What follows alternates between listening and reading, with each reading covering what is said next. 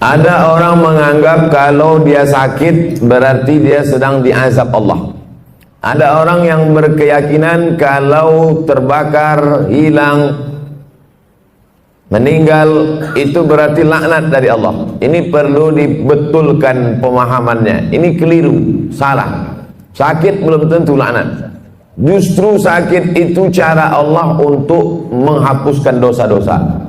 La yusibul mu'min min nasabin wala wasabin wala saqamin wala syaukin yastakuha.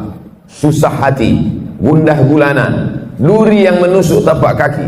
Itu cara Allah menghapuskan silap, salah dan dosa. Justru yang dianggap laknat itu adalah dalam kitab judulnya Tanbihul Mughtarrin. Tanbih artinya peringatan, Mughtarrin orang yang tertipu. Ada orang-orang tertipu di dunia ini, maka di situ disebutkan nama penulisnya Syekh Abdul Wahab Asy'arani, ulama besar yang hidup di abad ke-10 Hijrah. Apa kata beliau? Orang yang kena azab adalah orang yang tertidur malam sampai tak sempat tahajud. Nah, itu orang yang sedang kena azab. Tak usah ngaku, diam-diam aja. Siapa yang malam ini tak tahajud sampai tertidur, bangunnya menjelang azan subuh, itulah orang yang sedang kena azab atas dosa di waktu siang. Tapi Allah masih sayang sama dia. Dosanya waktu siang itu diazab Allah dengan tidak menikmati manisnya tahajud malam, diazab Allah di dunia supaya di akhirat nanti tak dapat lagi azab. Dosa orang yang melakukan perbuatan maksiat di waktu siang, maka diharamkan Allah mendapatkan manisnya, nikmatnya munajat, bersujud, berdoa di tengah malam.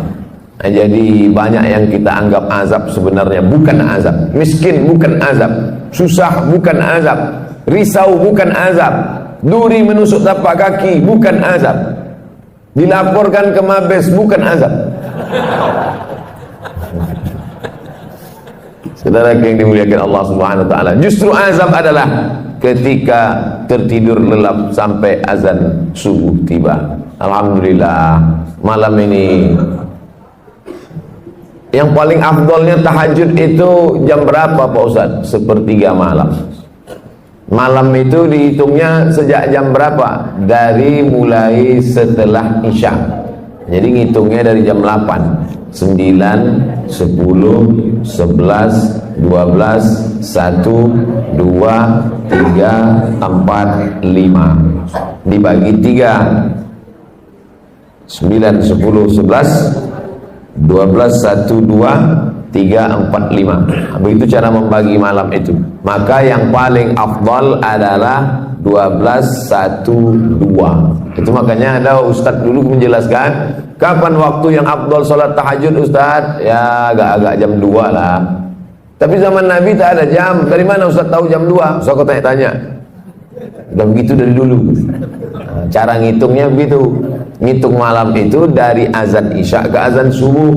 Nah, jadi kalau dihitung dari jam 8 azan Isya, 9, 10, 11, 12, 1, 2, 3, 4, 5. Jadi kalau saya tahajud jam 9 Pak Ustaz, sah.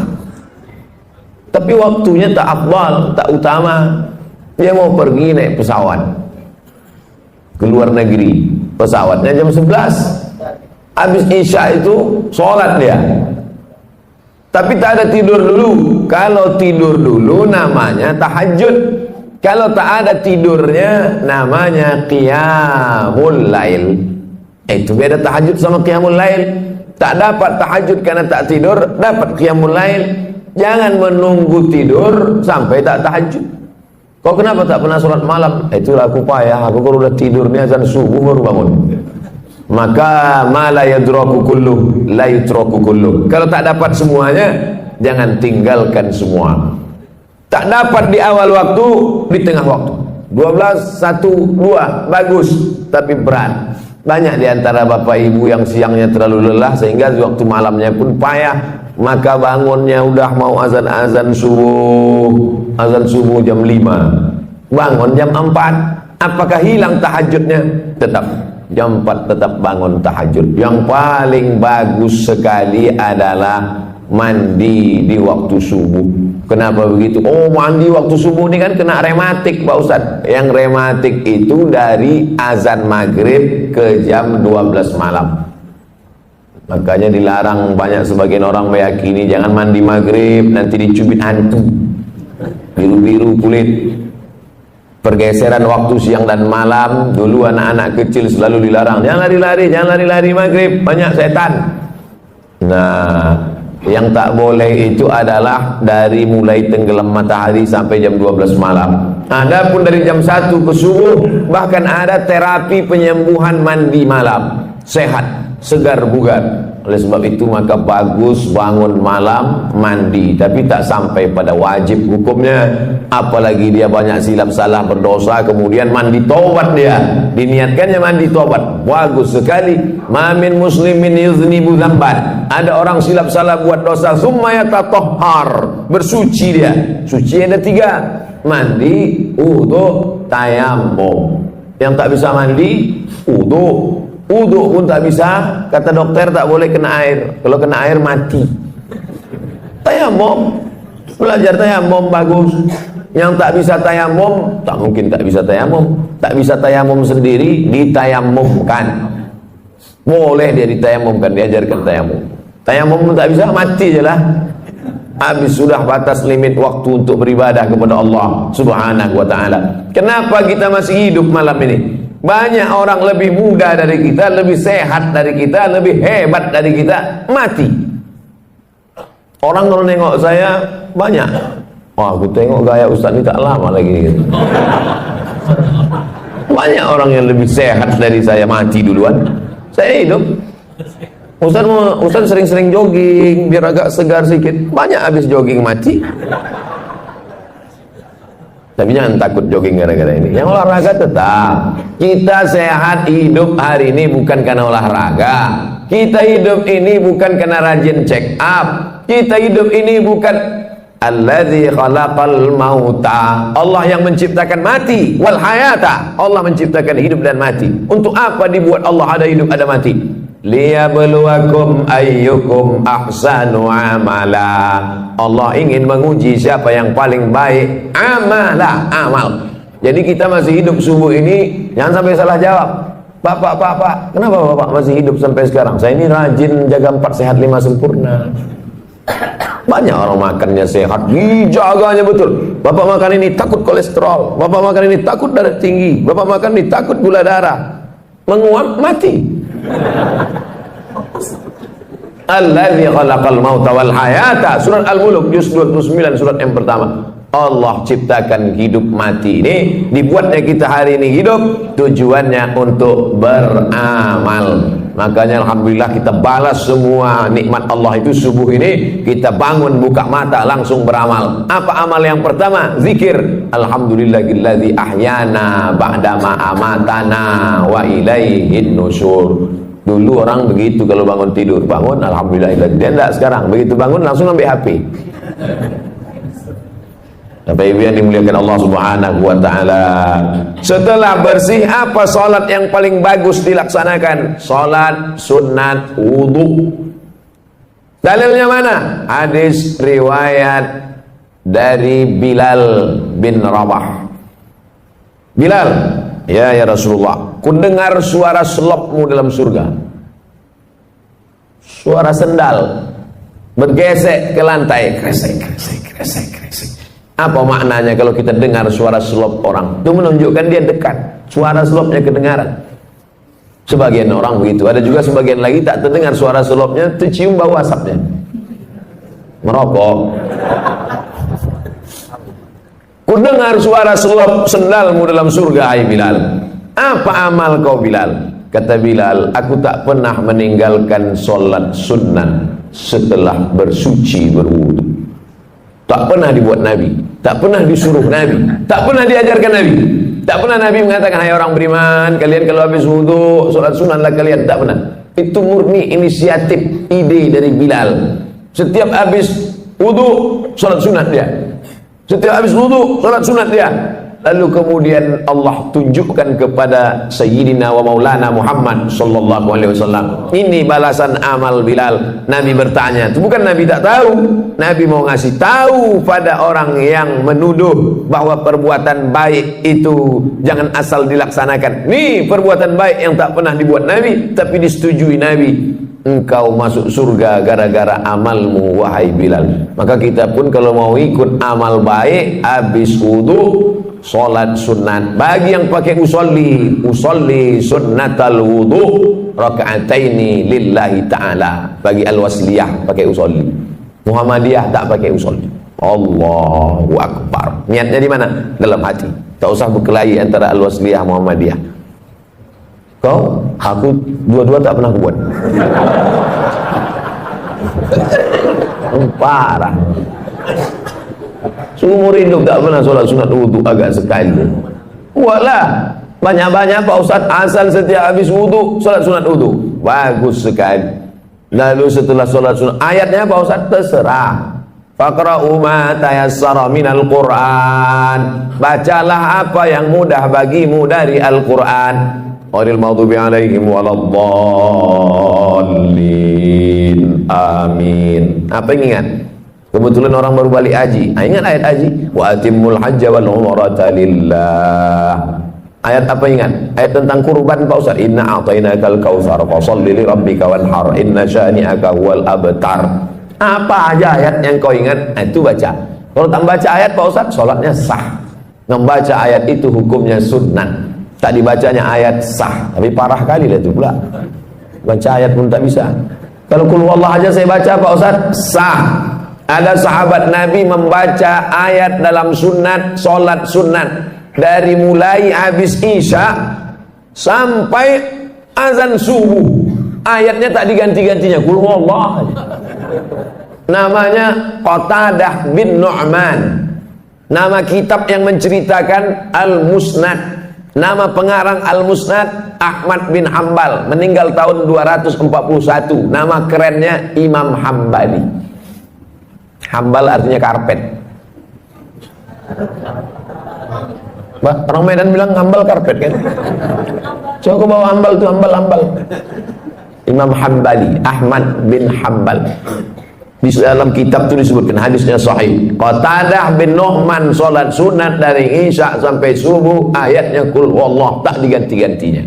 Dilaporkan ke Nabi, ya Rasulullah, ini ada orang aneh ini, ayatnya tak diganti-gantinya, qul huwallah aja. Apa kata Nabi SAW? Innaha la ta'dilu sulusal Qur'an. Qul huwallah itu sama dengan sepertiga Quran. Dibacanya bolak-balik dari isya sampai subuh, maka dia sudah seperti menghatamkan Quran berkali-kali. Jadi yang hafal qul huwallah jangan berkecil hati. Ini nilai betul-betul ini Pak Ustaz. Bapak Ibu yang dimuliakan Allah Subhanahu wa taala. Setelah selesai salat sunat wudu, bagus lagi salat sunat taubat. Asal disebut tau, terbayang toco. Makan. Makan tak salah, tapi makan dalam Islam itu tujuannya liyuqima sulbahu, menegakkan tulang belakang. Ini Bapak Ibu bisa tegak tulang belakang ini kan karena makan semalam. Coba kalau tak makan, asal agak-agak mau duduk tumbang. Oleh sebab itu maka masalah makan tak salah. Kulu, makanlah. Washrabu, minumlah. Wala tusrifu, jangan berlebih-lebihan. Lalu kemudian solat sunat taubat. Usolli sunnat taubat raka'ataini lillahi ta'ala. Apa dosa saya Ustaz? Kenapa saya mesti solat sunat taubat? Dosa saya apa? Dosa engkau karena kau mengaku tak berdosa, itulah dosa. Jangan sangka dosa itu mencuri, merampok, berzina, minum khamar. Mengaku tak berdosa, itu sudah dosa. Kenapa begitu? Karena Nabi Muhammad SAW, apa kata Nabi? Inni tubtu ila Rabbi, aku bertobat sehari semalam. Istaghfartu, aku beristighfar sehari semalam aktsar min mi'ati marrah, lebih dari 100 kali, atau kama qala Rasulullah sallallahu alaihi wasallam. Apa dosa Nabi? Mana ada dosa dia? Dia bukan pernah buat dosa berzina, makan haram. Tak ada dosa dia. Di zaman jahiliyah pun orang jahiliyah menggelar dia Al-Amin, orang paling jujur dan amanah. Ternyata diteliti ulama, kenapa Nabi itu istighfar taubatnya sampai 100 kali sehari semalam? Apa salah dia? Karena dia menghitung lupanya dihitung sebagai dosa. Lupa dia dihitung dosa. Kalaulah lupa kita ini dihitung dosa, tak ada kita dimasuk surga. Dalam sembahyang pun kadang lupa. Allahu Akbar, nampak kunci dalam laci. Fawailul lil musallin. Kata siapa? Kata imam. Ayat yang kedua, rakaat kedua tadi. Alam tara kaifa fa'ala rabbuka Ara'aita. Untung ada yang meluruskan. Ini tak selamanya Ustaz itu betul. Jangan Ustaz itu salah diteruskan juga ayat dia. Ara'aita allazi yukadzibu biddin. Tahukah kau siapa yang mendustakan agama? Bukan orang yang minum khamar. Orang mendustakan agama bukan orang korupsi. Siapa orang mendustakan agama? Ara'aita allazi yukadzibu biddin fadzalika allazi yad'ul yatim. Kalau ada orang rajin puasa sunat, bolak-balik haji ke Makkah, tapi anak yatim tak bayar uang sekolah, dia diam, itulah orang mendustakan agama. Fadzalika alladzi yad'ul yatim wa la ya'uddu 'ala ta'amil miskin. Saya baru dapat video.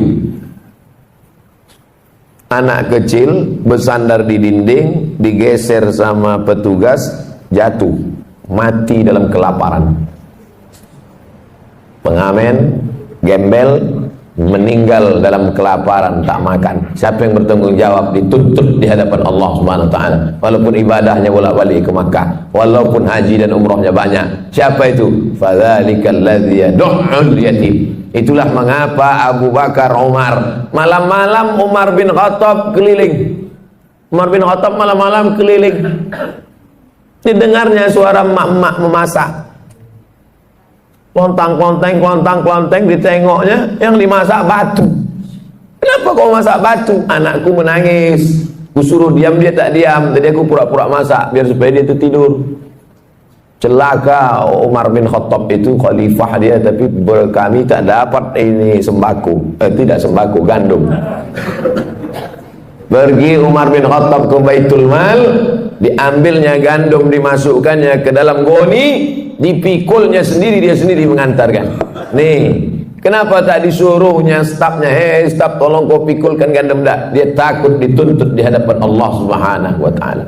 Berjalan lagi Umar bin Khattab di suatu malam, belusukan dia tengah malam, didengarnya ada suara ibu-ibu menyuruh anak gadisnya membungkus air susu kambing. Bungkus nak, bungkus. Ya mak, bungkus cepat sikit, besok kita jual. Ya, kau campur sikit pakai air. Campur pakai air. Kenapa kita campur pakai air? Nanti kalau tahu Umar bin Khattab, mana dia tahu, dia sedang tidur di rumah. Umar bin Khattab sedang nguping. Ditandai Umar bin Khattab rumah. Umar bin Khattab tak tahu. Umar bin Khattab tak tahu mak, tapi Allah melihat. Siapa yang sedang menengok perbuatan kita ini? Dia. La ta'khudhuhu sinatun wala naum. Ditandai Umar bin Khattab rumah. Itu rumah. Besok disuruhnya utusan, kau cari rumah di sekian-sekian gang sekian, cari anak gadisnya, mau kita pinang. Untuk anak dia, bukan untuk dia. Itu beda Umar dulu sama Umar sekarang. Yang namanya Pak Umar yang tersinggung pula. Itu singgung, sakit hati, melapor juga ke polisi. Payah kali lah ceramah ini sekarang. Begitulah orang-orang yang merasa tak berdosa, ternyata kalau dihitung dosa menurut Nabi Muhammad SAW, ditengok dosa menurut Umar bin Khattab, dosa yang sekarang kalian tengok sebesar ujung rambut, di zaman sahabat Nabi menengok itu sebesar bukit Uhud. Dosa yang kalian tengok sekarang sebesar ujung rambut, di zaman Nabi sebesar bukit Uhud. Begitulah orang sekarang menyepelekan dosa. Kau kan berdosa. Alah, tak banyak kali, tetangga kita lebih parah dari itu. Menyepelekan dosa. Dosa besar, dosa kecil, bukan ditengok dosanya, tapi di hadapan siapa dosa itu dilakukan. Bukan ditengok besar kecil dosa, tapi di mana dan di hadapan siapa dilakukan. Ngupil, maaf cakap, ngupil ngorek tai hidung, mana pula dosa? Carilah ayat Quran yang melarang ngorek hidung, tak ada. Tapi coba kalau dilakukan di istana negara, diliput 10 stasiun TV live. Diundang ke istana, dapat penghargaan, pas sedang duduk-duduk ngupil. Semua TV, RCTI, SCTV, MNC TV, TVRI, semua live. Itu jadi berita besar apa tak besar? Besar. Semua orang menengok.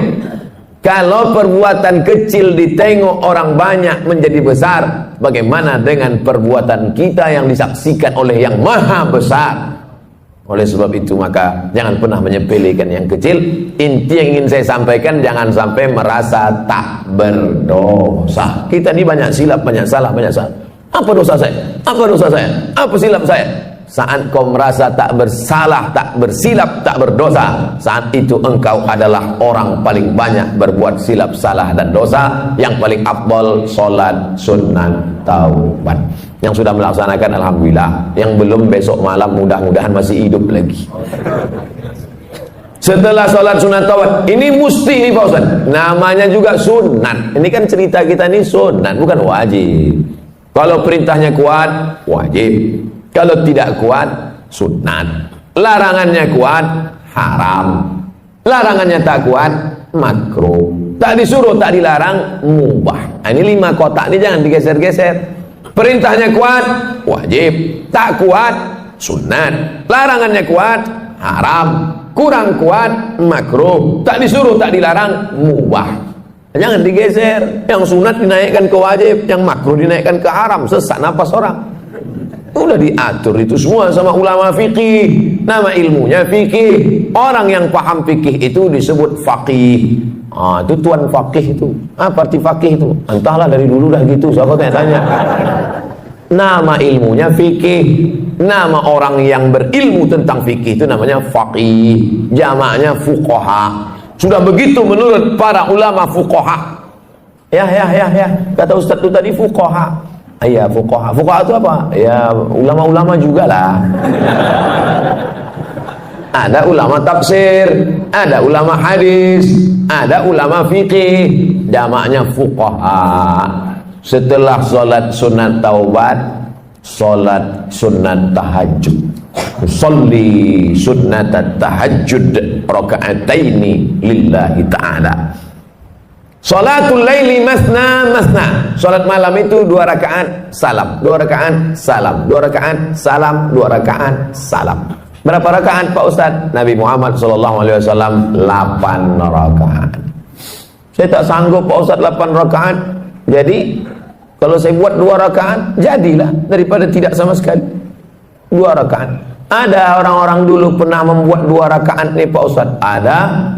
Utsman bin Affan pernah buat 2 rakaat. Rakaat pertama 15 juz. Rakaat kedua 15 juz. Kalau rakaatnya banyak, ayatnya pendek-pendek. Siapa itu? Anaknya cerita. Nama anaknya Abdullah. Nama ayahnya Ahmad. Abdullah bin Ahmad. Nama atuknya Hambal. Abdullah bin Ahmad bin Hambal. Abdullah, ya, ayah kau ulama besar. Oh, imam mazhab. Mazhab yang ketiga, paling tua Hanafi, nomor 2 Maliki, nomor 3 Syafi'i, nomor 4 Hambali. Ayahnya imam mazhab yang keempat di Baghdad, Irak. Ayah kau ulama besar. Ulama besar, hebat. Berapa rakaat sembahyang malamnya? 300 rakaat. 300 rakaat. Sebelum masuk penjara. Begitu masuk penjara disiksa, sakit. Keluar dari penjara 150 rakaat. Imam Ahmad bin Hanbal. Kita berapa rakaat? 8 rakaat. Itu pun ayatnya sembus napas. Saking kencangnya tak ingat. Nauzubillah. Jadi membandingkan diri kita ini dengan ulama. Ada ulama namanya Sajjad. Sajjad artinya orang banyak sujud, maka disebut dia dengan Imam As-Sajjad. Namanya Ali, nama atuknya Ali juga, Ali bin Husain bin Ali, suami Fatimah binti Muhammad sallallahu alaihi wasallam. Jadi kalau dihitung dari Nabi keberapa dia itu? Ali bin Husain bin Fatimah binti Muhammad SAW, cicit Nabi. Namanya Ali Zainal Abidin. Zainal artinya perhiasan, Abidin orang ahli ibadah. Zainal Abidin perhiasan ahli ibadah. Sajjad karena banyak sujud, sujudnya sehari semalam 1000 kali. Begitu disebutkan dalam biografinya Syiar A'lam An-Nubala. Saya sebutkan cerita ini supaya kita jangan membesarkan diri, merasa amal sudah banyak karena menghitung diri dengan orang yang tak sembahyang. Kalau tengok masalah akhirat, tengok ke atas, tengok ulama-ulama, tengok imam-imam yang hebat-hebat luar biasa. Musim haji, ini jamaah haji pulang, mereka pun pergi juga ke Makkah melaksanakan haji. Imam Syafi'i, satu lagi pula Imam Ali Hadis Yahya bin Ma'in, satu lagi Imam Ahmad bin Hanbal, Imam Hambali. Jadi Imam Syafi'i sama Imam Hambali itu sezaman, bahkan guru dengan murid. Imam Syafi'i gurunya, Imam Hambali muridnya, walaupun berbeda mereka dalam masalah fikih. Sama-sama haji, 1 tahun, 1 rumah, 1 kamar. Balik sholat isya dari Masjidil Haram, tidur di kamar. Imam Syafi'i berbaring miring, Imam Hambali tegak rukuk sujud, tegak rukuk sujud, tegak rukuk sujud sampai azan isya.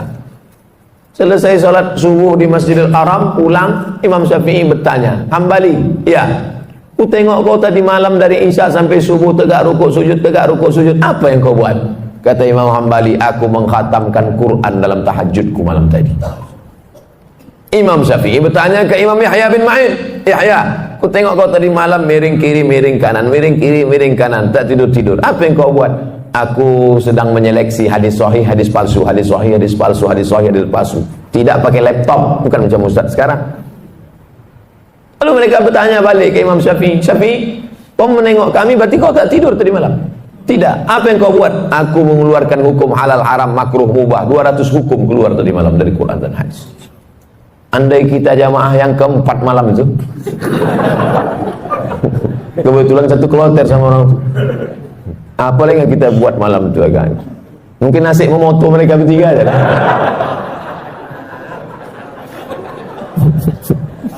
Begitulah kita kalau dibandingkan ulama salaf. Itu yang salaf tuh. Salaf artinya hidup di abad 3 pertama. Yang kata Nabi, khairul qurun qarni, sebaik-baik abad adalah abadku, tsummal ladzina yalunahum, seabad sesudah itu, tsummal ladzina yalunahum, seabad sudah itu. 3 abad pertama ini disebut dengan generasi salaf. Jadi kalau ada orang sekarang mengatakan saya salaf, salaf kudis. Yang betul itu adalah kita pengikut ulama salaf, bukan kita nih salaf. Salaf kaki 3 ialah pengikut ulama salaf kita ini, mengikut akhlak mereka, mengikut ibadah mereka. Kalau kita ikut mereka, maka kita akan bisa bersama dengan mereka dalam surga Jannatul Firdaus. Nabi Muhammad sallallahu alaihi wasallam. Nah, setelah dapat 8 rakaat mengikut Nabi sallallahu alaihi wasallam, Nabi itu 8 rakaat, ya.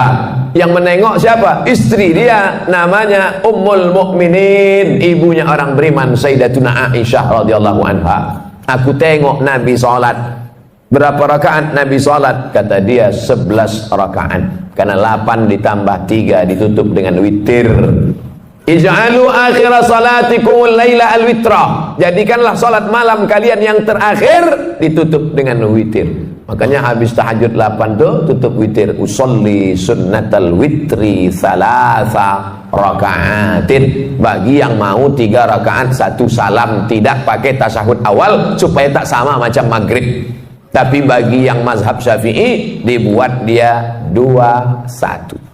Witir kan ganjil Pak Ustaz, ya. Lalu yang 2 itu apa namanya? Syafa'. Wal fajri walayalin ashri wasyaf'i wal watri. Watri ganjil, syafa' genap. Jadi sholat 2 rakaat dulu. Usolli sunnat syaf'i ma'al witri. Aku sholat syafa' 2 rakaat sepaket dengan witir lillahi ta'ala. Habis itu baru sholat witir 1 rakaat. Dia masih 3. Pilihlah. Masjid ini kemarin waktu bulan Ramadan witirnya 21 atau 3 rakaat 1 salam.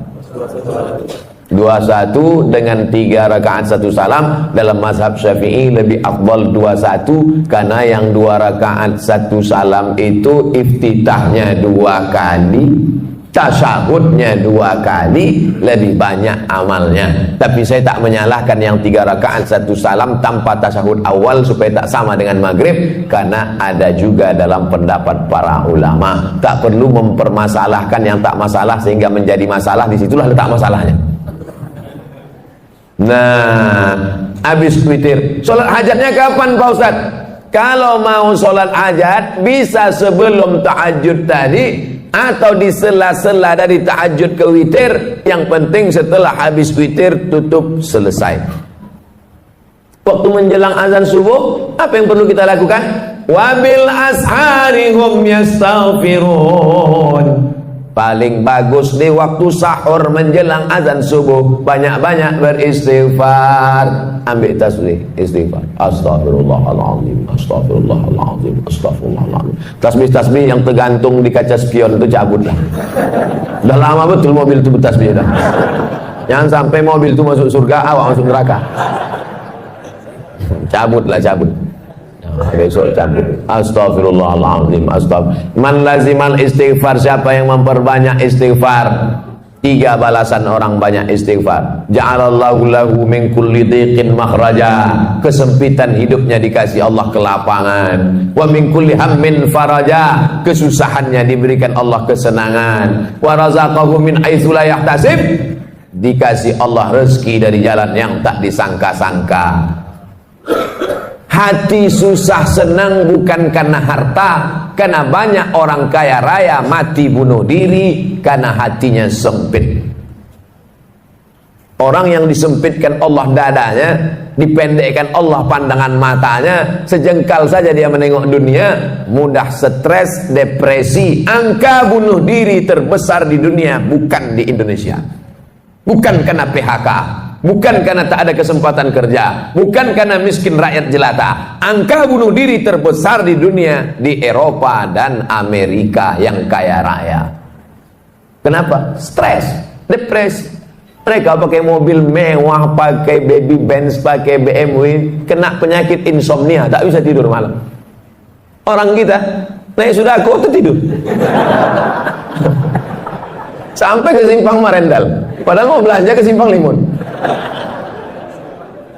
Bayangkan itu. Bapak ibu pikir tidur ini masalah sepele. Berapa banyak orang kaya tak bisa tidur, makan pil tidur. Betul tak ceritanya? Oleh sebab itu kalau ada kawan tertidur, diamkan aja lah. Nah, itu dia sedang dalam nikmat yang besar. Bapak ibu yang dimuliakan Allah subhanahu wa ta'ala.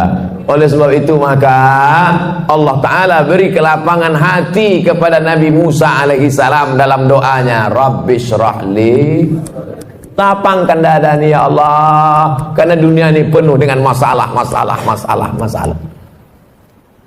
Nabi Muhammad SAW juga dilapangkan Allah dadanya. Apa kata Allah? Alam nasyrah laka, minta kelapangan hati. Kalau cerita masalah sempit sekarang ini, saya yang paling sempit hati saya. Saya sedang dilaporkan.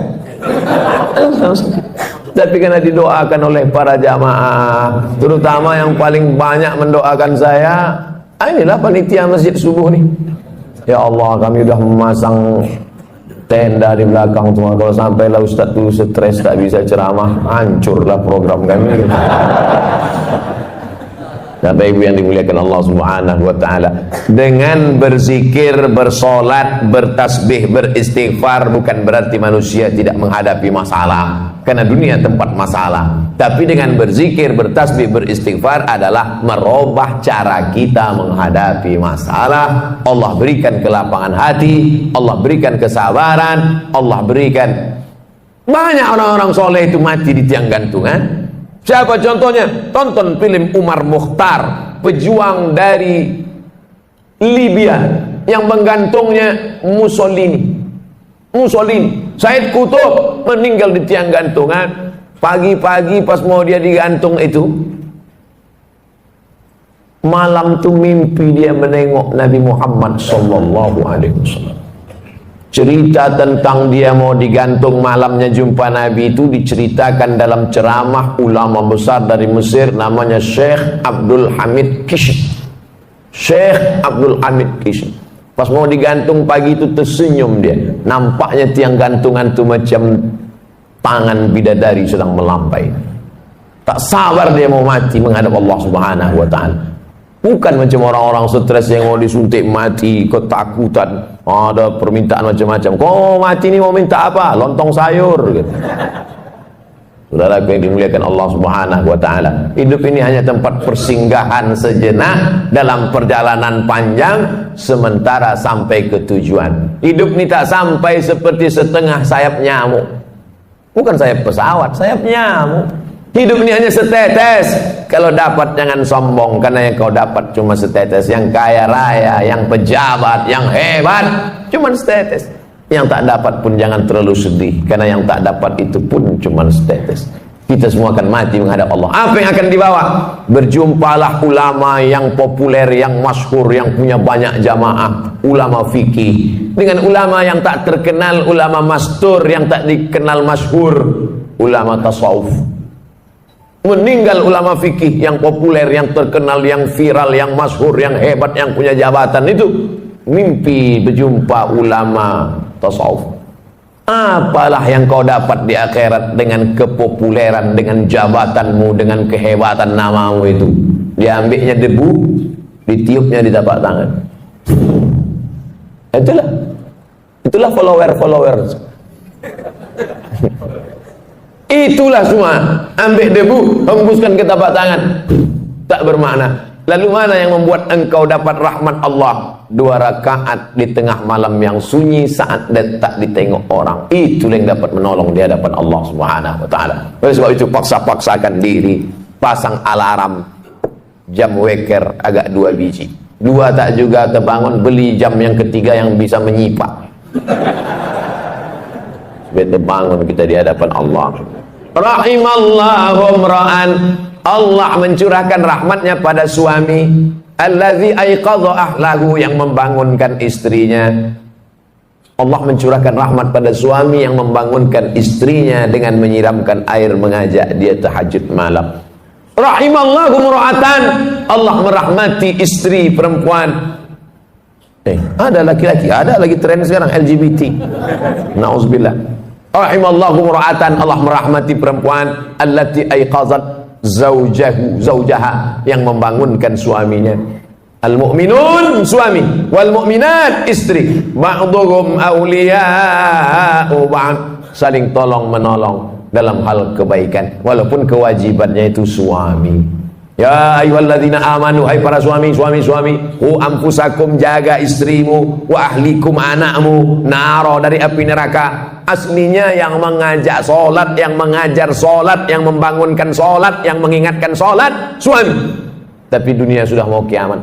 Yang sekarang banyak bertanya, Ustaz, apa doanya biar suami saya mau solat? Jadi laki kau tak sembahyang? Enggak. Dari dulu atau sampai sekarang? Memang dari nikah tak sembahyang. Kenapa mau sama dia? Saya pun dulu tak sembahyang. Belakang-belakangan ini tobat saya Pak Ustaz. Laki saya tetap Fir'aun.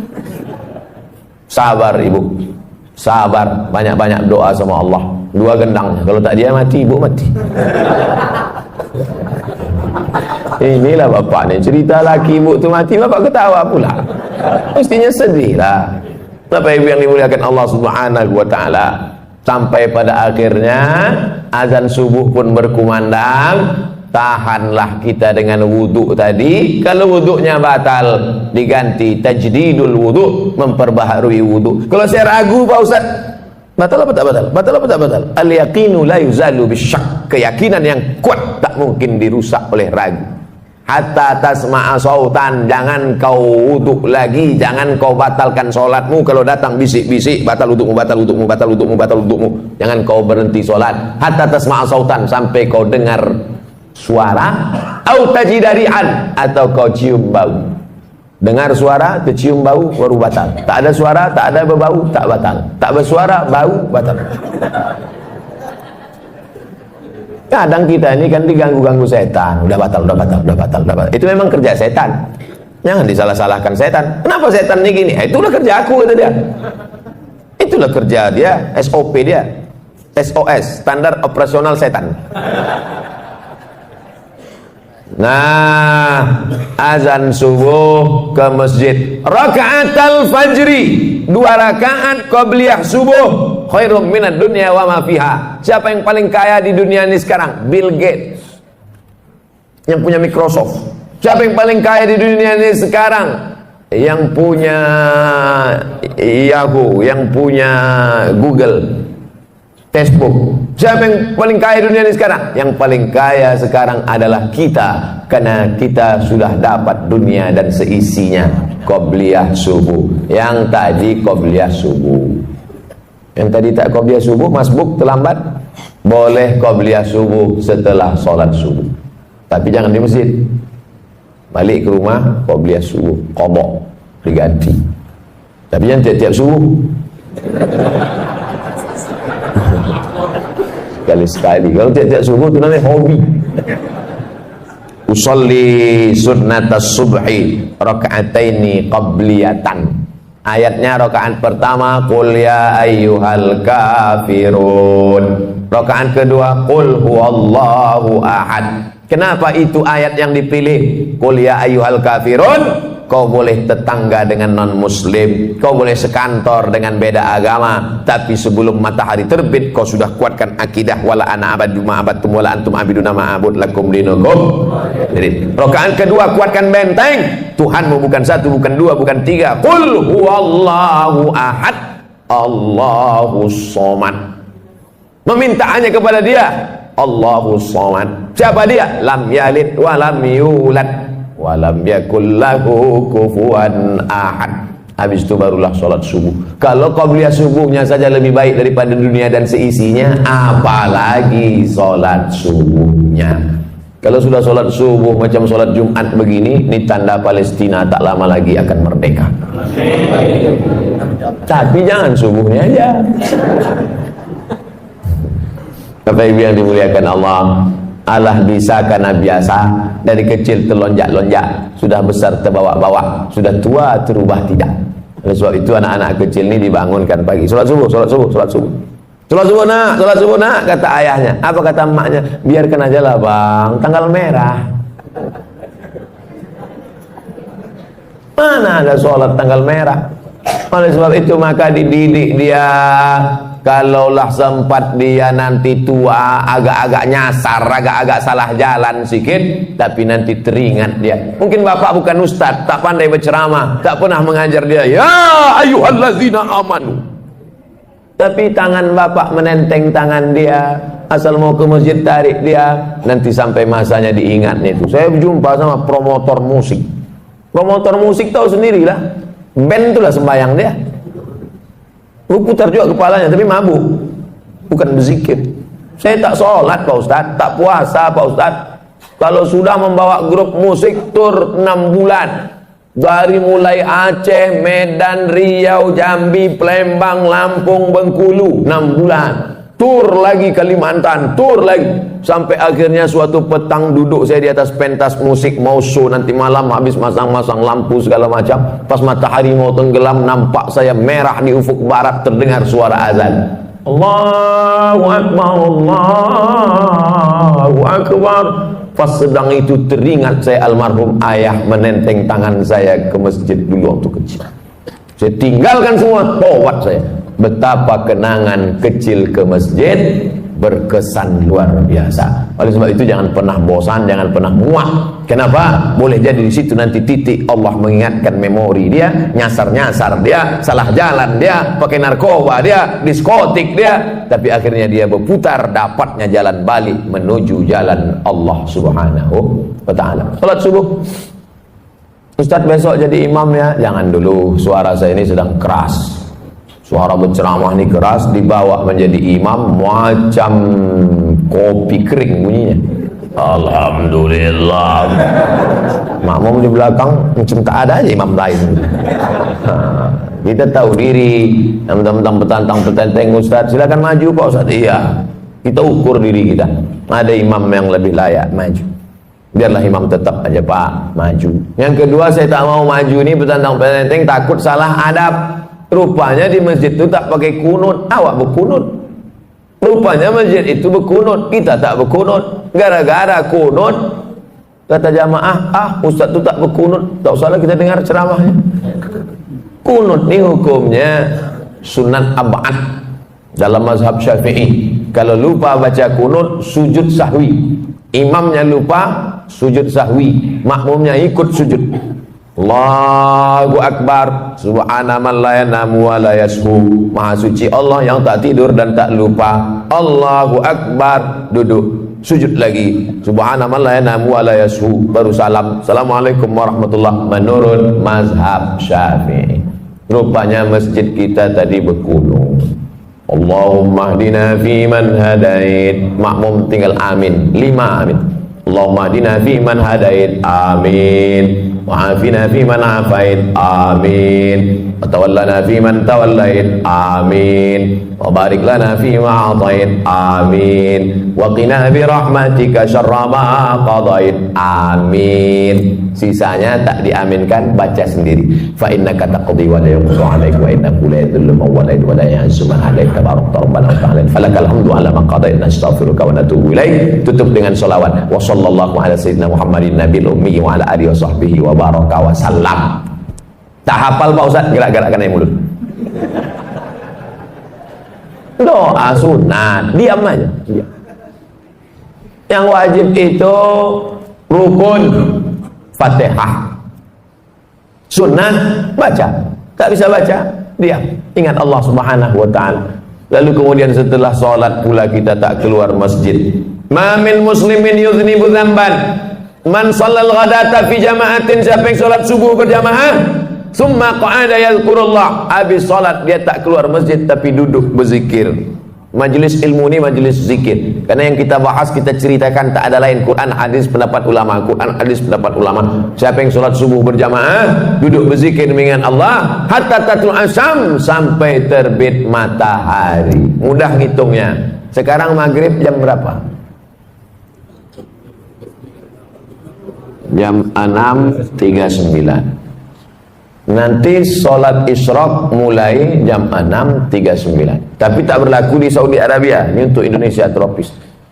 Bagi yang payah untuk menghitung kapan mulai sholat sunat isyraq, maka 6.39 sholat sunat isyraq. Syarat sholat sunat isyraq 3. Sholat subuh berjamaah, duduk berzikir mengingat Allah sampai terbit matahari. Sholat sunat isyraq 2 rakaat. Usolli sunnatal isyraq, pakai qaf. Isyraq artinya terbit matahari.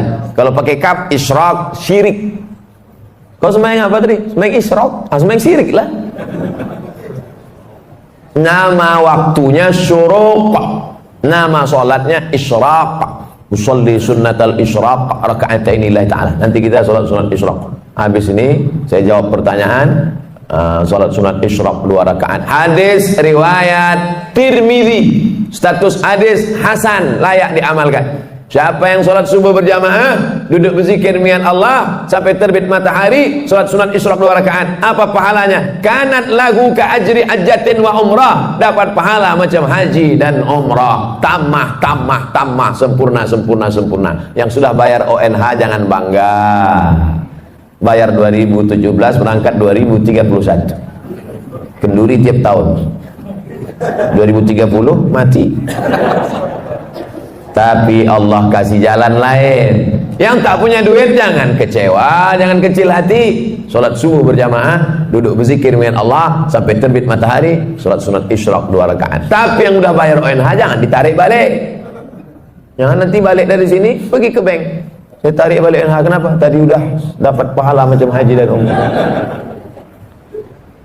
Tak dapat sekali sehari, seminggu sekali. Alhamdulillah subuh ini dapat kita laksanakan. Akhirnya saya mulai jam Tadi 5:30, sekarang 6:30, sesuai janji 60 menit. Diurutkan dari mulai bangun tidur sampai terbit matahari.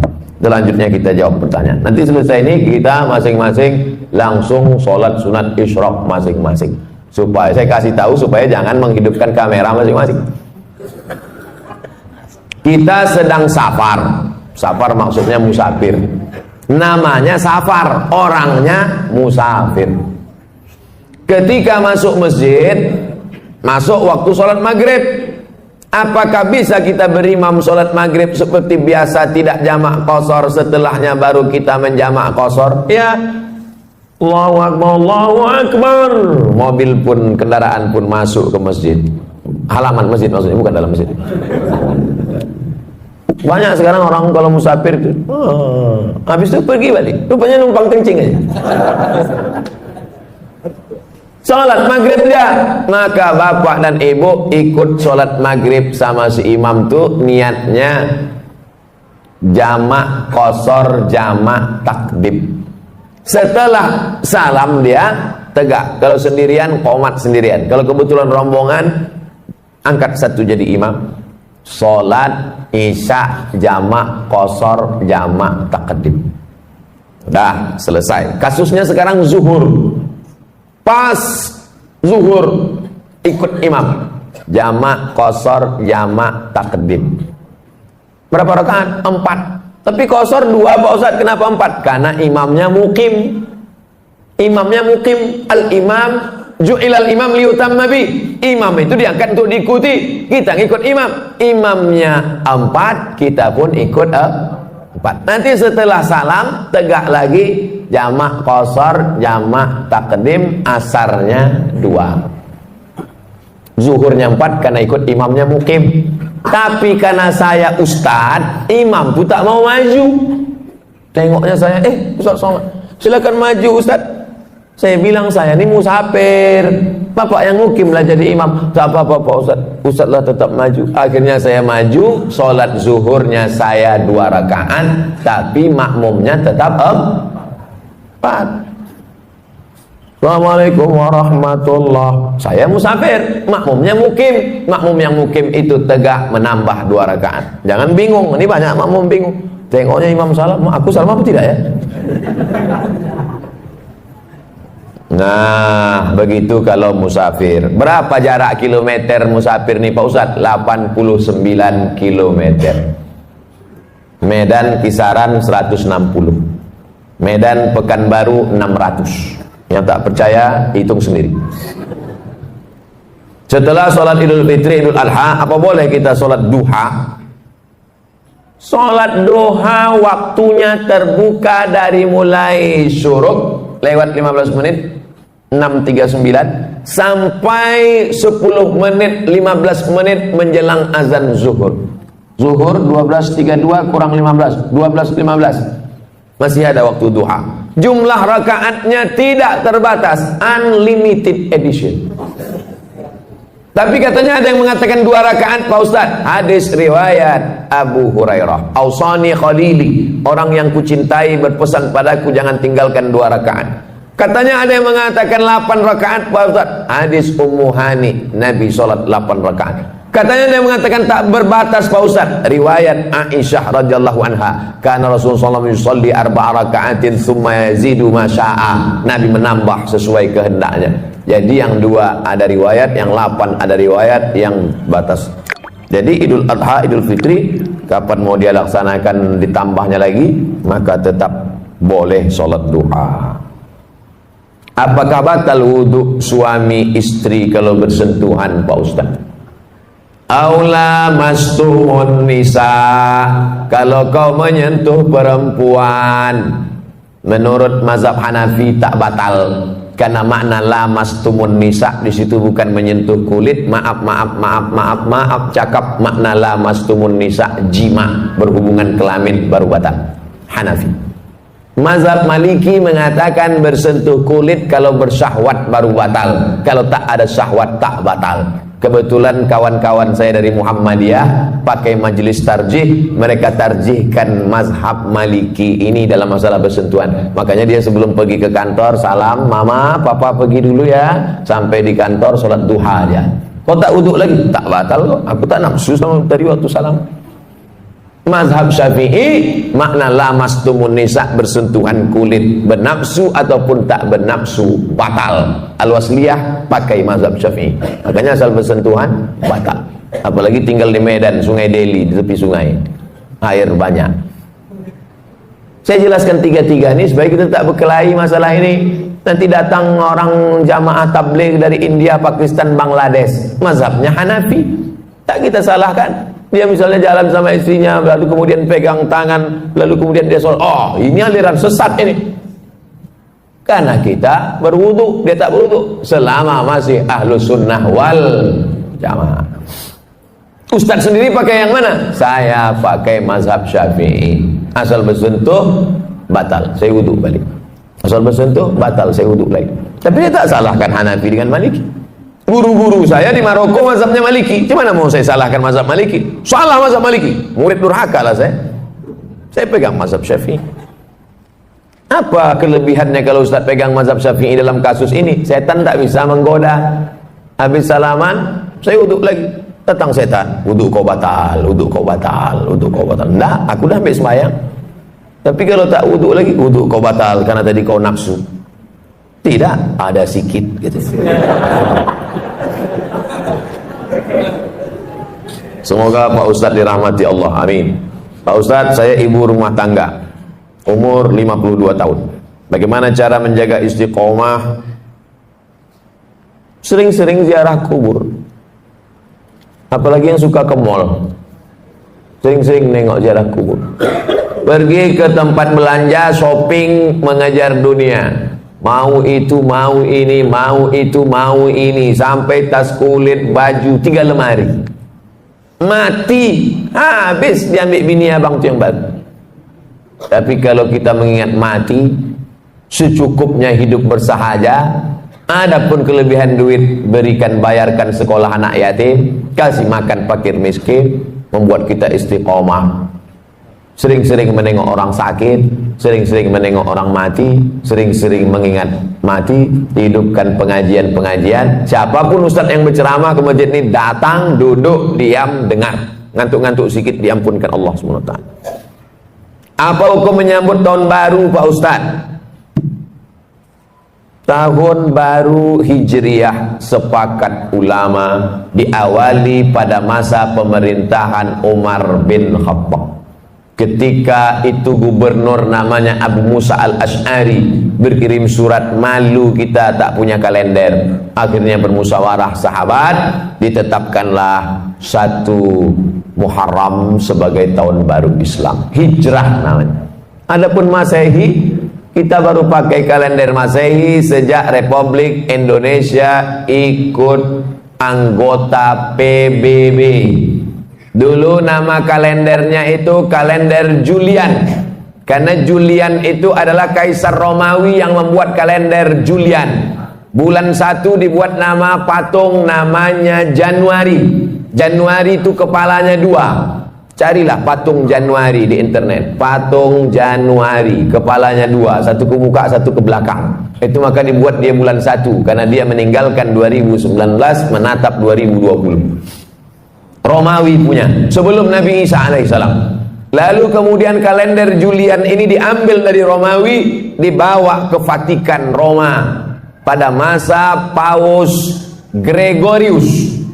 Makanya kalender itu berubah, sekarang namanya menjadi Gregorian Calendar. Dari Kaisar Julian ke Paus Gregorius. Ketika terbentuk PBB, Persatuan Bangsa-Bangsa, bingung mau pakai kalender mana. Akhirnya disepakatilah pakai kalender Gregorian Calendar. Dikirimkanlah ke seluruh dunia memakai kalender. Supaya sepakat, jangan sampai salah tanggal. Nanti jangan sampai PBB pakai Gregorian, Indonesia pakai Hijriah. Akhirnya clash, supaya sepakat tanggalnya, dipakailah seluruh anggota PBB memakai Gregorian kalender. Supaya tahu kita sejarah kalender ini datangnya dari mana, Romawi, Vatikan, barulah sampai ke kita. Makanya surat-surat sultan dulu, Sultan Delhi, Sultan Serdang, Sultan Langkat, Iskandar Muda Aceh, bahkan Sultan Jogja, semuanya pakai kalender Hijriah atau kalender Jawa, tahun Saka. Nah, ini tentang sejarah kalender. Tapi gubernur bupati kita di Indonesia sudah bagus banyak. Malam tahun baru itu supaya anak muda tidak mabuk, tidak geng motor, tidak pesta narkoba sampai pagi, dibuatlah acara zikir. Tahun lalu 2019 wali kota Langsa membuat zikir bersama live TV One tahun lalu, supaya anak-anak muda ini dialihkan perhatiannya. Kalau tidak mereka mabuk sampai pagi. Kertas terakhir. Saya menyukai pekerjaan saya, tapi tidak dengan atasan saya. Berdasarkan sumber terpercaya, terkesan tak bertanggung jawab dan berkhianat. Bagaimana sikap yang disukai Allah yang harus saya lakukan dalam menghadapi pemimpin yang munafik seperti ini, Pak Ustaz? Man ra'a minkum mungkaran. Kalau kau menengok kemungkaran, munafik, zalim, aniaya, berarti dia mungkar. Kalau kau tengok kemungkaran di depan matamu, apa yang kau lakukan? Falyughayyirhu biyadihi, robah dengan tangan. Kalau sanggup dengan tangan, robah. Tak sanggup merubah dengan tangan, fabilisani, dengan lidah. Bercakap, ngomong, sanggup tak? Speak up. Ngomong pun tak sanggup, fabiqalbi, diam dengan hati. Berdoa kepada Allah, mudah-mudahan diganti Allah dengan yang lebih baik. Amin. Wa dzalika al-aful iman, itulah selemah-lemah iman.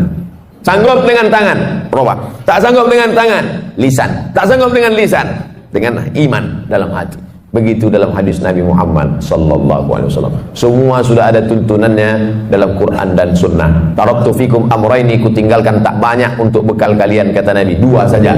Inta masaktum bihima, kalau kamu pegang yang dua ni, lan tadillu abada, tak akan sesat untuk selamanya. Al-Quran dan Sunnah Rasulullah. Terus hidupkan kajian-kajian tafsir hadis di masjid di rumah kita. Mudah-mudahan kita selamat dunia dan akhirat.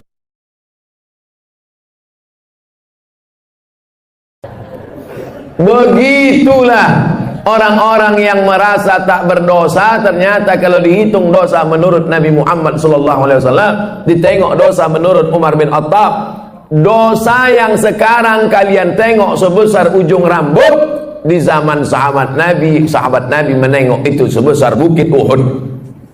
Dosa yang kalian tengok sekarang sebesar ujung rambut, di zaman Nabi sebesar bukit Uhud. Begitulah orang sekarang menyepelekan dosa. Kau kan berdosa. Alah, tak banyak kali, tetangga kita lebih parah dari curi. Menyepelekan dosa. Dosa besar, dosa kecil, bukan ditengok dosanya, tapi di hadapan siapa dosa itu dilakukan. Bukan ditengok besar kecil dosa, tapi di mana dan di hadapan siapa dilakukan. Ngupil, maaf cakap, ngupil, ngorek tai hidung, mana pula dosa? Carilah ayat Quran yang melarang ngorek hidung. Tak ada. Tapi coba kalau dilakukan di Istana Negara, diliput 10 stasiun TV live. Diundang ke istana, dapat penghargaan, pas sedang duduk-duduk ngupil. Semua TV, RCTI, SCTV, MNC TV, TVRI, semua live. Itu jadi berita besar apa tak besar? Besar. Semua orang menengok. Kalau perbuatan kecil ditengok orang banyak menjadi besar, bagaimana dengan perbuatan kita yang disaksikan oleh yang maha besar? Oleh sebab itu maka jangan pernah menyepelekan yang kecil. Inti yang ingin saya sampaikan, jangan sampai merasa tak berdosa. Kita ini banyak silap, banyak salah, banyak salah. Apa dosa saya? Apa dosa saya? Apa silap saya? Saat kau merasa tak bersalah, tak bersilap, tak berdosa, saat itu engkau adalah orang paling banyak berbuat silap, salah dan dosa. Yang paling afdal solat sunat taubat. Yang sudah melaksanakan alhamdulillah, yang belum besok malam mudah-mudahan masih hidup lagi. Setelah sholat sunat taubat, ini mesti nih Pak Ustaz, namanya juga sunat. Ini kan cerita kita nih sunat, bukan wajib. Kalau perintahnya kuat, wajib. Kalau tidak kuat, sunat. Larangannya kuat, haram. Larangannya tak kuat, makruh. Tak disuruh, tak dilarang, mubah. Nah, ini 5 kotak ini jangan digeser-geser. Perintahnya kuat, wajib. Tak kuat, sunat. Larangannya kuat, haram, kurang kuat makruh, tak disuruh tak dilarang mubah. Jangan digeser, yang sunat dinaikkan ke wajib, yang makruh dinaikkan ke haram, sesak napas orang. Udah diatur itu semua sama ulama fikih. Nama ilmunya fikih. Orang yang paham fikih itu disebut faqih. Itu tuan faqih itu. Apa arti faqih itu? Entahlah, dari dulu dah gitu, siapa tanya. Nama ilmunya fikih. Nama orang yang berilmu tentang fikih itu namanya faqih. Jamaknya fuqaha. Sudah begitu menurut para ulama fuqaha. Ya. Kata Ustaz itu tadi fuqaha. Iya, fuqaha. Fuqaha itu apa? Ya, ulama-ulama juga lah. Ada ulama tafsir, ada ulama hadis, ada ulama fikih. Jamaknya fuqaha. Setelah sholat sunat taubat, sholat sunat tahajud. Sholli sunat tahajud raka'ataini lillahi ta'ala.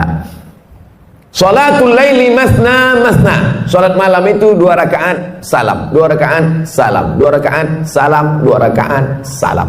Berapa rakaat Pak Ustadz? Nabi Muhammad SAW 8 rakaat.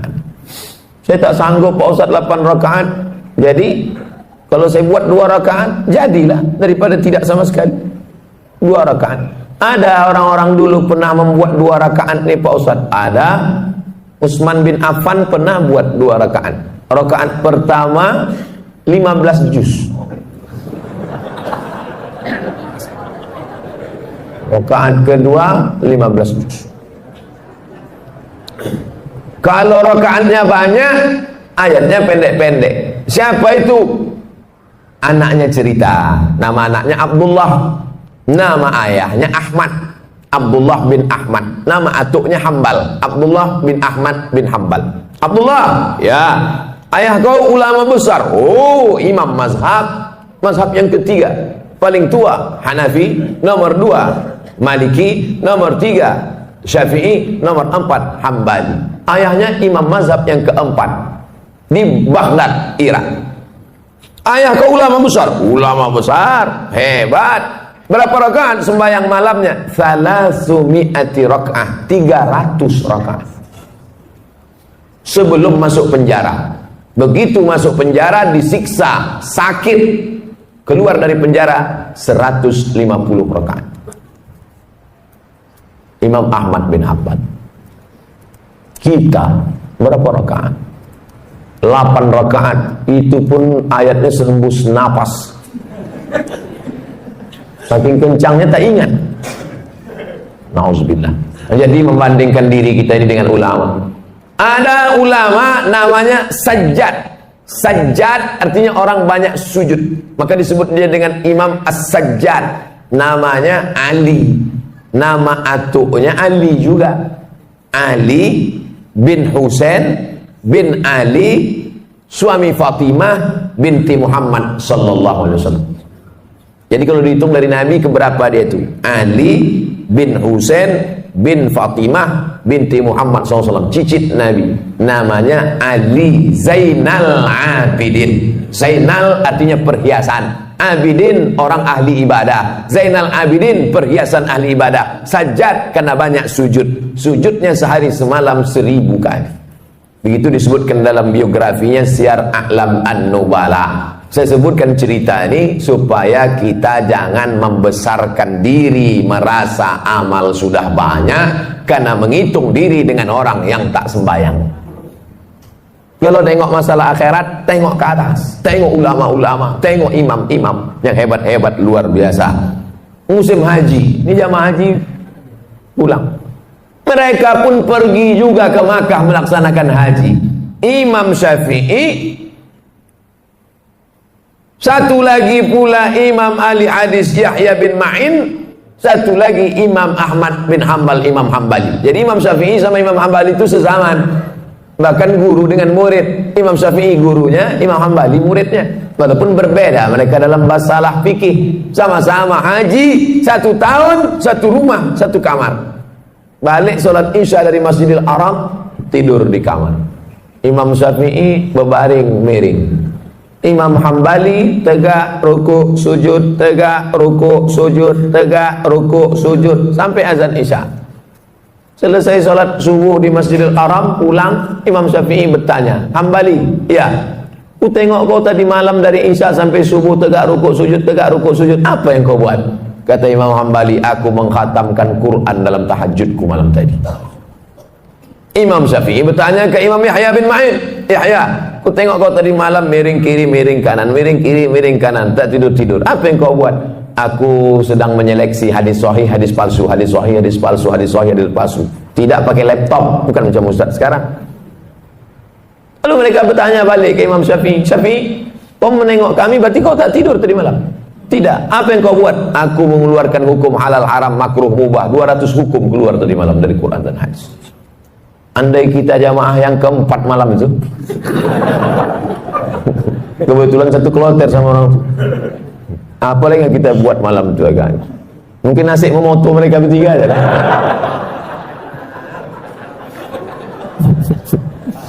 Begitulah kita kalau dibandingkan ulama salaf.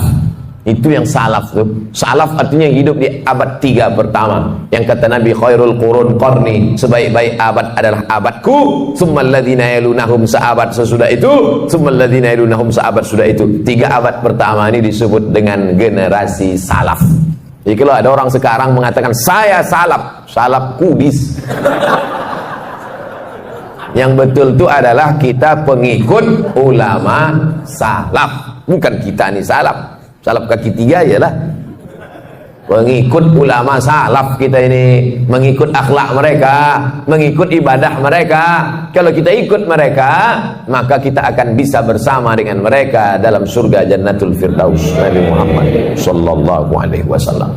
Nah, setelah dapat 8 rakaat mengikut Nabi sallallahu alaihi wasallam, Nabi itu 8 rakaat, ya. Yang menengok siapa? Istri dia, namanya Ummul Mukminin, ibunya orang beriman Sayyidatuna Aisyah radhiyallahu anha. Aku tengok Nabi salat. Berapa rakaat Nabi salat? Kata dia 11 rakaat. Karena 8 ditambah 3 ditutup dengan witir. Ij'alu akhira salatikumul laila al-witra. Jadikanlah salat malam kalian yang terakhir ditutup dengan witir. Makanya habis tahajud 8 tu tutup witir. Usolli sunnatal witri salasa raka'atin. Bagi yang mau 3 rakaat 1 salam, tidak pakai tasyahud awal supaya tak sama macam maghrib. Tapi bagi yang mazhab Syafi'i dibuat dia 2-1. Witir kan ganjil Pak Ustaz, ya. Lalu yang 2 itu apa namanya? Syafa'. Wal fajri walayalin ashri wasyaf'i wal watri. Watri ganjil, syafa' genap. Jadi sholat 2 rakaat dulu. Usolli sunnata syaf'i ma'al witri. Aku sholat syafa' 2 rakaat sepaket dengan witir lillahi ta'ala. Habis itu baru sholat witir 1 rakaat. Dia masih 3. Pilihlah. Masjid ini kemarin waktu bulan Ramadan witirnya 21 atau 3 rakaat 1 salam. 21 dengan 3 rakaat 1 salam. Dalam mazhab Syafi'i lebih afdal 21, karena yang 2 rakaat 1 salam itu iftitahnya 2 kali, tasyahudnya 2 kali, lebih banyak amalnya. Tapi saya tak menyalahkan yang 3 rakaat 1 salam tanpa tasyahud awal supaya tak sama dengan maghrib, karena ada juga dalam pendapat para ulama. Tak perlu mempermasalahkan yang tak masalah sehingga menjadi masalah. Disitulah letak masalahnya. Nah, habis witir, sholat hajatnya kapan Pak Ustaz? Kalau mau sholat hajat bisa sebelum tahajud tadi atau di sela-sela dari tahajud ke witir. Yang penting setelah habis witir tutup selesai. Waktu menjelang azan subuh, apa yang perlu kita lakukan? Wabil ashari hum yastaghfirun. Paling bagus di waktu sahur menjelang azan subuh, banyak-banyak beristighfar. Ambil tasbih, istighfar. Astaghfirullahaladzim, astaghfirullahaladzim, astaghfirullahaladzim. Tasbih-tasbih yang tergantung di kaca spion itu cabutlah. Udah lama betul mobil itu bertasbih dah. Jangan sampai mobil itu masuk surga, awak masuk neraka. Cabutlah, cabut. Besok cabut. Astaghfirullahaladzim, astaghfirullah. Man lazimal istighfar, siapa yang memperbanyak istighfar, Tiga balasan orang banyak istighfar. Ja'alallahu lahu min kulli dhiqin makhraja. Kesempitan hidupnya dikasih Allah kelapangan. Wa min kulli hammin faraja. Kesusahannya diberikan Allah kesenangan. Wa razaqahu min haitsu la yahtasib. Dikasih Allah rezeki dari jalan yang tak disangka-sangka. Hati susah senang bukan karena harta, karena banyak orang kaya raya mati bunuh diri karena hatinya sempit. Orang yang disempitkan Allah dadanya, dipendekkan Allah pandangan matanya, sejengkal saja dia menengok dunia, mudah stres, depresi. Angka bunuh diri terbesar di dunia bukan di Indonesia. Bukan karena PHK, bukan karena tak ada kesempatan kerja, bukan karena miskin rakyat jelata. Angka bunuh diri terbesar di dunia di Eropa dan Amerika yang kaya raya. Kenapa? Stres, depresi. Mereka pakai mobil mewah, pakai baby Benz, pakai BMW, kena penyakit insomnia, tak bisa tidur malam. Orang kita naik sudako itu tidur sampai ke Simpang Marendal, padahal mau belanja ke Simpang Limun. Bayangkan itu. Bapak ibu pikir tidur ini masalah sepele. Berapa banyak orang kaya tak bisa tidur, makan pil tidur. Betul tak cerita? Oleh sebab itu kalau ada kawan tertidur, diamkan aja. Itu dia sedang dalam nikmat yang besar. Bapak ibu yang dimuliakan Allah subhanahu wa ta'ala. Oleh sebab itu maka Allah ta'ala beri kelapangan hati kepada Nabi Musa alaihi salam dalam doanya, Rabbi syrahli, lapangkan dada ni ya Allah, karena dunia ini penuh dengan masalah. Nabi Muhammad SAW juga dilapangkan Allah dadanya. Apa kata Allah? Alam nasyrah laka, minta kelapangan hati. Kalau cerita masalah sempit sekarang ini, saya yang paling sempit hati saya. Saya sedang dilaporkan. Tapi karena didoakan oleh para jamaah, terutama yang paling banyak mendoakan saya, inilah panitia masjid subuh nih. Ya Allah, kami sudah memasang tenda di belakang tuh. Kalau sampai lah Ustadz dulu stres tak bisa ceramah, hancurlah program kami. Bapak ibu yang dimuliakan Allah subhanahu wa ta'ala, dengan berzikir, bersolat, bertasbih, beristighfar bukan berarti manusia tidak menghadapi masalah, karena dunia tempat masalah. Tapi dengan berzikir, bertasbih, beristighfar adalah merubah cara kita menghadapi masalah. Allah berikan kelapangan hati, Allah berikan kesabaran, Allah berikan. Banyak orang-orang soleh itu mati di tiang gantungan. Siapa contohnya? Tonton film Umar Mukhtar, pejuang dari Libya yang menggantungnya Mussolini. Said Qutb meninggal di tiang gantungan. Pagi-pagi pas mau dia digantung itu, malam tuh mimpi dia menengok Nabi Muhammad SAW. Cerita tentang dia mau digantung, malamnya jumpa Nabi itu diceritakan dalam ceramah ulama besar dari Mesir, namanya Syekh Abdul Hamid Kish. Syekh Abdul Hamid Kish. Pas mau digantung pagi itu tersenyum dia. Nampaknya tiang gantungan itu macam tangan bidadari sedang melampai. Tak sabar dia mau mati menghadap Allah Subhanahu wa ta'ala. Bukan macam orang-orang stres yang mau disuntik mati, ketakutan, ada permintaan macam-macam. Kau mati ini mau minta apa? Lontong sayur gitu.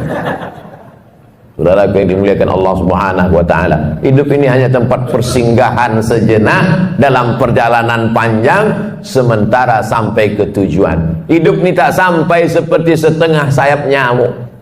Bukan sayap pesawat, sayap nyamuk. Hidup ini hanya setetes. Kalau dapat jangan sombong, karena yang kau dapat cuma setetes. Yang kaya raya, yang pejabat, yang hebat, cuma setetes. Yang tak dapat pun jangan terlalu sedih, karena yang tak dapat itu pun cuma setetes. Kita semua akan mati menghadap Allah. Apa yang akan dibawa? Berjumpalah ulama yang populer, yang masyhur, yang punya banyak jamaah, ulama fikih, dengan ulama yang tak terkenal, ulama mastur yang tak dikenal masyhur, ulama tasawuf. Meninggal ulama fikih yang populer, yang terkenal, yang viral, yang masyhur, yang hebat, yang punya jabatan itu, mimpi berjumpa ulama tasawuf. Apalah yang kau dapat di akhirat dengan kepopuleran, dengan jabatanmu, dengan kehebatan namamu itu? Diambilnya debu, ditiupnya di tapak tangan.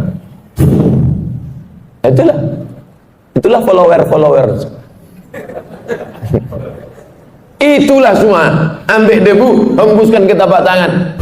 Tak bermakna. Lalu mana yang membuat engkau dapat rahmat Allah? 2 rakaat di tengah malam yang sunyi saat dan tak ditengok orang. Itulah yang dapat menolong di hadapan Allah Subhanahu wa taala. Oleh sebab itu paksa-paksakan diri, pasang alarm, jam weker agak 2 biji. 2 tak juga terbangun, beli jam yang ketiga yang bisa menyipak. Supaya terbangun kita di hadapan Allah. Rahimallahu imra'an, Allah mencurahkan rahmatnya pada suami allazi aiqadha ahlahu, yang membangunkan istrinya. Allah mencurahkan rahmat pada suami yang membangunkan istrinya dengan menyiramkan air, mengajak dia tahajud malam. Rahimallahu imra'atan, Allah merahmati istri perempuan. Ada laki-laki, ada lagi tren sekarang LGBT. Nauzubillah. Rahimallahu imra'atan, Allah merahmati perempuan allati aiqazat zaujaha, yang membangunkan suaminya.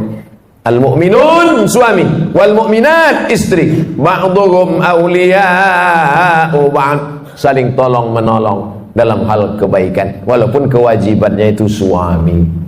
Ya ayyuhalladzina amanu, hai para suami, qu anfusakum, jaga istrimu, wa ahlikum, anakmu, naro, dari api neraka. Aslinya yang mengajak solat, yang mengajar solat, yang membangunkan solat, yang mengingatkan solat, suami.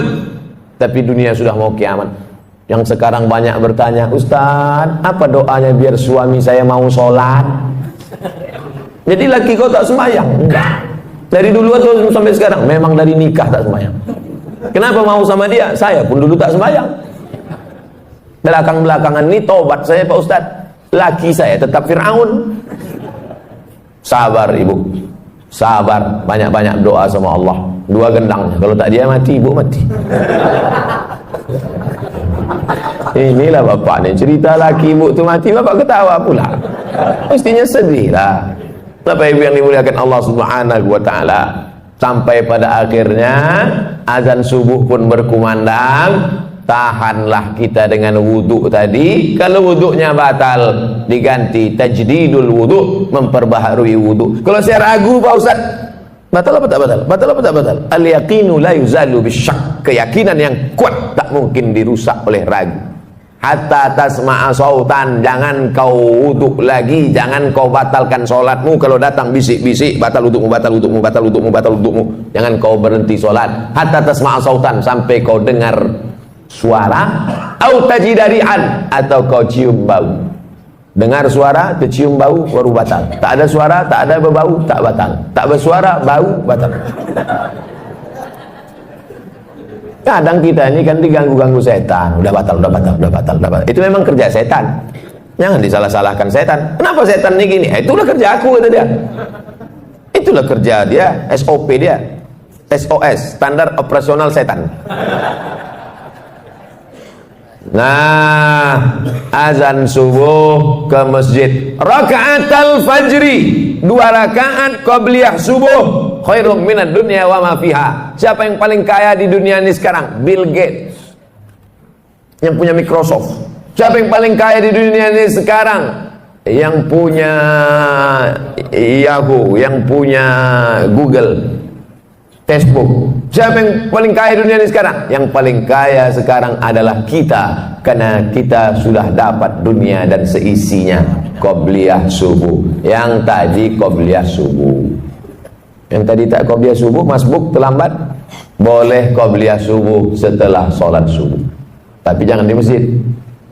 Balik ke rumah, qabliyah subuh, qadha, diganti. Tapi jangan tiap-tiap subuh. Sekali-sekali. Kalau tiap-tiap subuh itu namanya hobi. Usolli sunnatas subhi raka'ataini qabliyatan. Ayatnya rakaat pertama qul ya ayyuhal kafirun. Rakaat kedua qul huwallahu ahad. Kenapa itu ayat yang dipilih? Qul ya ayyuhal kafirun.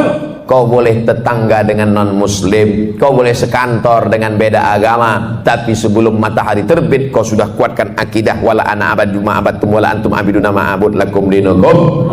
Jadi rakaat kedua kuatkan benteng, Tuhanmu bukan satu, bukan dua, bukan tiga. Qul huwallahu ahad, Allahus somad. Meminta hanya kepada dia, Allahus somad. Siapa dia? Lam yalid wa lam yulad walam yakul lahu kufuwan ahad. Habis itu barulah sholat subuh. Kalau qabliyah subuhnya saja lebih baik daripada dunia dan seisinya, apalagi sholat subuhnya. Kalau sudah sholat subuh macam sholat Jumat begini, ini tanda Palestina tak lama lagi akan merdeka. Tapi jangan subuhnya aja. Bapak Ibu yang dimuliakan Allah, Allah bisa karena biasa. Dari kecil terlonjak-lonjak, sudah besar terbawa-bawa, sudah tua terubah tidak. Oleh sebab itu anak-anak kecil ini dibangunkan pagi, sholat subuh, sholat subuh, sholat subuh. Sholat subuh nak, kata ayahnya. Apa kata emaknya? Biarkan aja lah bang, tanggal merah. Terima kasih telah mengunjungi channel Ayo Kita Ngaji. Semoga bermanfaat. Wassalamualaikum warahmatullahi wabarakatuh.